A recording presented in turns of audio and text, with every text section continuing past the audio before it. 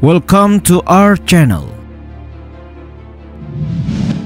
Dalam sejarah Kesultanan Ottoman, sosok Sultan Sulaiman I dianggap sebagai pahlawan besar dengan membawa Kesultanan Ottoman dalam kejayaan.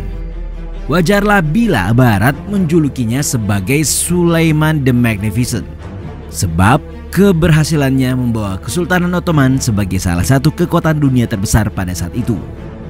Untuk mengetahui lebih dalam lagi mengenai perjuangannya, simaklah ulasan berikut ini. Tapi sebelum lanjut, kami ingatkan kembali untuk subscribe channel ini dan aktifkan lonceng notifikasi kamu untuk mendapatkan video edukatif dari Data Fakta.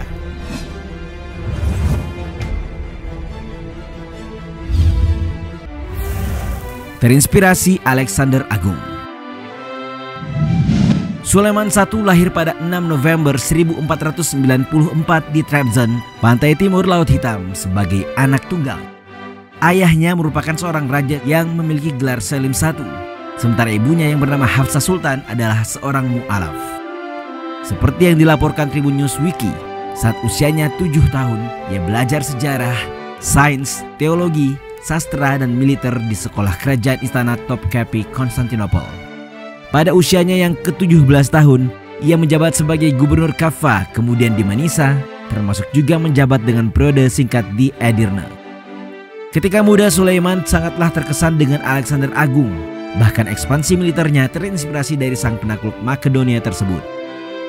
Pemerintahan ayahnya yang cukup sukses telah mewariskan pasukan elite Ottoman bernama Yanisari dan angkatan laut yang kuat kepada Sulaiman. Sulaiman kemudian menikahi Mahidevran Sultan dan Hürrem Sultan atau Roxelana hingga memiliki 8 orang anak. Hingga pada 21 atau 22 September 1520, Selim I pensiun dan digantikan oleh Sulaiman pada 30 September sebagai Sultan ke-10 Imperium Utsmani.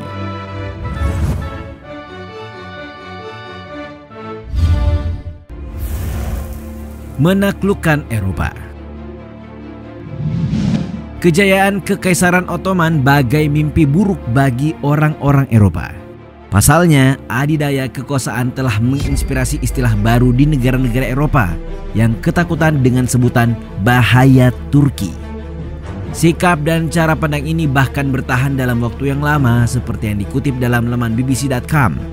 Setelah menggantikan ayahnya, Sulaiman mengembangkan wilayah kekuasaan dengan kekuatan militer.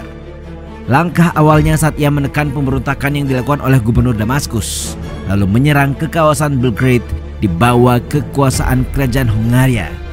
Kabar jatuhnya salah satu benteng terkuat umat Kristen mengundang ketakutan seluruh tanah Eropa. Sultan Sulaiman I melanjutkan serangannya di Eropa Timur pada 29 Agustus 1526 dengan berhasil menaklukkan Louis II dari Hungaria yang bernama Pertempuran Mohacs. Sejak saat itu Utsmania bangkit menjadi kekuatan Eropa Timur dan kerajaan Hungaria pun mengalami kemunduran. Tidak hanya itu, Sulaiman juga menyerang Wina meskipun Austria dapat mempertahankannya dengan 16.000 tentara yang menjaganya. Penyerangan kedua juga mengalami kegagalan pada tahun 1532 yang memaksa Sulaiman mundur akibat masalah yang sama, yakni buruknya cuaca. Budaya yang dikuasai Utsmania diserang pada tahun 1541, namun penyerangan itu gagal. Serangan balik Utsmania membuat Ferdinand yang pernah memimpin Austria dan saudaranya Karl V kalah dan harus menandatangani perjanjian yang memalukan di hadapan Sulaiman. Hancurnya lawan-lawan berat membuat Kekaisaran Ottoman memegang peranan yang paling penting dan terkuat di Eropa saat itu.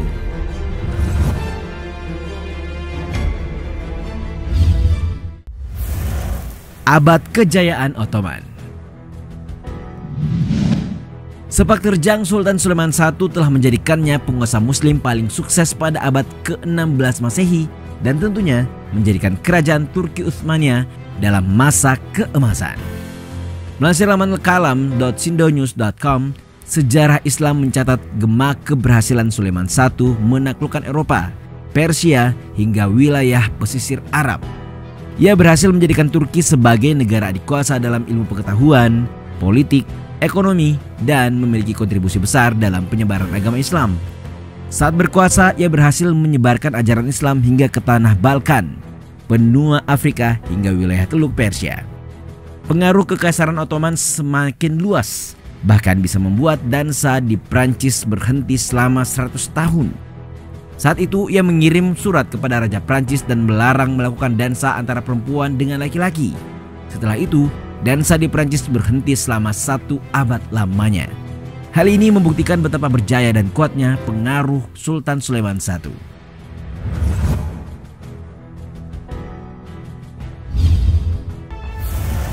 Membantu Kesultanan Aceh. Turki Utsmania yang dikenal sebagai peradaban Islam termaju pada masanya ternyata memiliki hubungan dekat dengan Nusantara, khususnya Kesultanan Aceh. Melansir laman republika.co.id, Sultan Alauddin Riayat Shah sebagai pemimpin Kesultanan Aceh Darussalam mengirim surat kepada Sultan Sulaiman I. Dalam surat tersebut, ia meminta bantuan untuk menghadapi Portugis yang sedang berusaha merebut bandar-bandar atau kota pelabuhan dan akan menyerang Aceh Darussalam. Sehingga beberapa tahun kemudian Turki Utsmania mengirimkan 2 kapal perang besar dan 15 kapal perang kecil disertai dengan pasukan militer ditambah perlengkapannya ke Aceh Darussalam. Surat itu juga menyebutkan bahwa Kesultanan Aceh Darussalam tidak memiliki tempat mengadu atau perlindungan selain kepada Turki Utsmania. Namun, bantuan untuk Aceh Darussalam baru bisa dikirimkan oleh anak dari Sultan Sulaiman, yakni Sultan Selim II. Sebab ketika permohonan bantuan tersebut tiba di Turki Utsmania, Sultan Sulaiman I berada di tengah-tengah peperangan di Hongaria.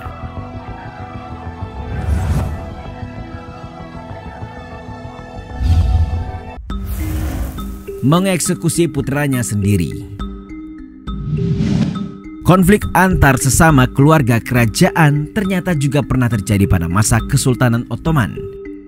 Selama 6 abad lebih, dinasti tersebut menguasai peradaban Islam. Konflik tidak dapat terhindarkan lagi. Kembali melansir laman republika.co.id, pada masa kekuasaan Sultan Sulaiman terjadi perebutan kekuasaan melibatkan keluarga istana sendiri.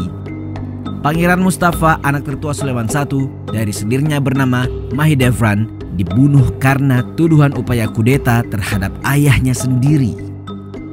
Tragedi tersebut terjadi pada tahun 1553 saat Sultan Sulaiman I sedang berperang dalam ekspedisi Ottoman di Persia. Mustafa bergabung dengan tentara ayahnya atas penawaran dari Wazir Agung atau Perdana Menteri pada saat itu bernama Rustem Pasha. Pada waktu yang sama, Sulaiman I mendapatkan laporan dari Rustem Pasha bahwa anaknya akan datang membunuhnya. Sang Sultan langsung mempercayai kabar tersebut, sehingga ia pun tega menghabisi nyawa anaknya sendiri.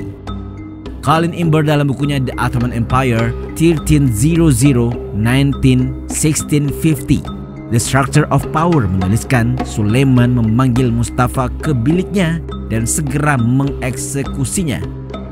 Hal tersebut menurun ke anaknya Selim II ketika menyingkirkan saudaranya sendiri, Pangeran Bayezid, maka Selim II dinobatkan sebagai satu-satunya pewaris tahta kerajaan setelah ayahnya.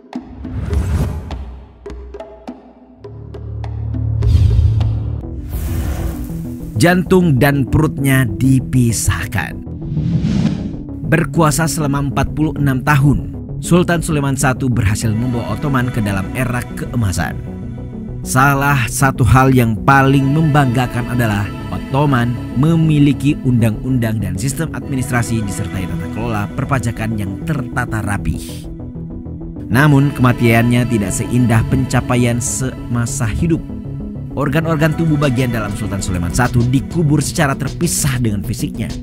Seperti yang dilansir dari Arabic Post dalam republika.co.id, Sultan Sulaiman meninggal dunia pada 7 September 1566, bukan karena tumbang dalam peperangan, namun karena faktor usia serta fisik saat melakukan penyerangan di benteng Ziegfeld.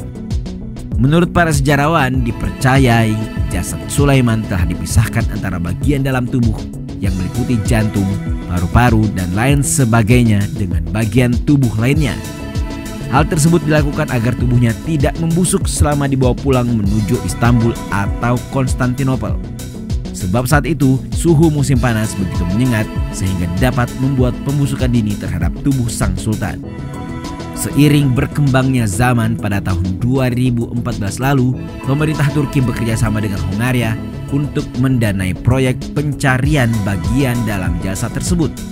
Setelah berhasil ditemukan, bagian dalam itu lantas dibawa ke Turki dan disatukan dengan bagian lainnya di Masjid Sulaiman Al-Qanuni.